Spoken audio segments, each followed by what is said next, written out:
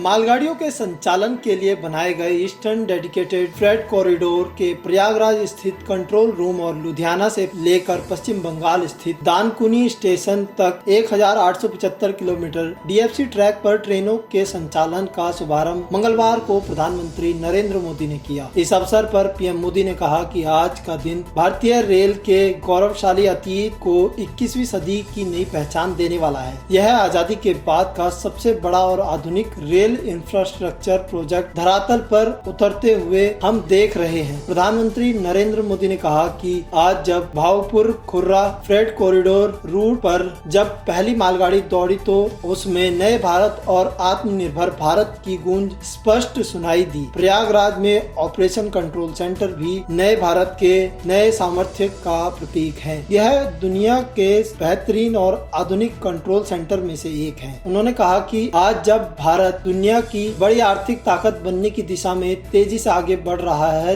तब बेहतर कनेक्टिविटी देश की प्राथमिकता है। इसी सोच के साथ बीते 6 साल से देश में आधुनिक कनेक्टिविटी के हर पहलू पर फोकस से काम किया जा रहा है। हाईवे, रेलवे, एयरवे, वाटरवे और हाईवे आर्थिक रफ्तार के लिए जरूरी इन पांचों पहियों को ताकत और गति दी जा रही है। यह ईस्टर्न डेडिकेटेड फ्रेट कॉरिडोर इसी दिशा में महत्वपूर्ण कदम है। प्रधानमंत्री नरेंद्र मोदी ने कहा कि ये फ्रेट कॉरिडोर आत्मनिर्भर भारत के बहुत बड़े माध्यम होंगे। उद्योग हो, व्यापार, कारोबार हो, किसान हो या फिर कंज्यूमर, हर किसी को इसका लाभ मिलने वाला है। विशेष तौर पर औद्योगिक रूप से पीछे रह गए पूर्वी भारत को ये फ्रेट कॉरिडोर नई ऊर्जा देने वाला है। इसका करीब 60% हिस्सा उत्तर भारत में है, इसलिए यूपी के हर छोटे बड़े उद्योग को इसका लाभ होगा। प्रधानमंत्री नरेंद्र मोदी ने कहा कि कल ही देश में 100वीं किसान रेल शुरू की गई है। किसान रेल से वैसे भी खेती से जुड़ी उपज को देश भर के बाजारों में सुरक्षित और कम कीमत पर पहुंचाना संभव हुआ है। अब किसान रेल और भी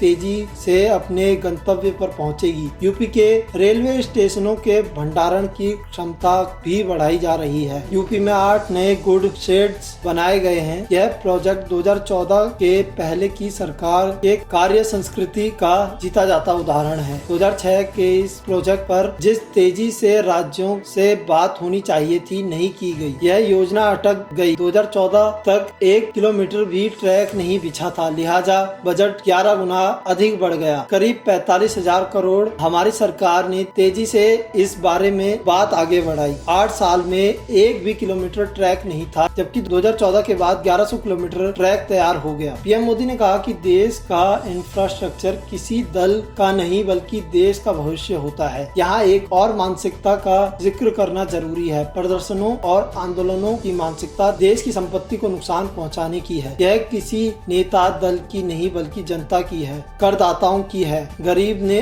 अपने पेट काट कर पैसा दिया, तब यह इंफ्रास्ट्रक्चर तैयार हुआ है। राष्ट्रीय दायित्व नहीं भूलना चाहिए। जिस रेलवे को नुकसान पहुँचाया जा रहा है वही मुश्किल समय में काम आती है। यह कोरोना काल में हमने देखा है। राशन पहुंचाने के लिए कोरोना अस्पताल तक की भूमिका में रेलवे रहा है।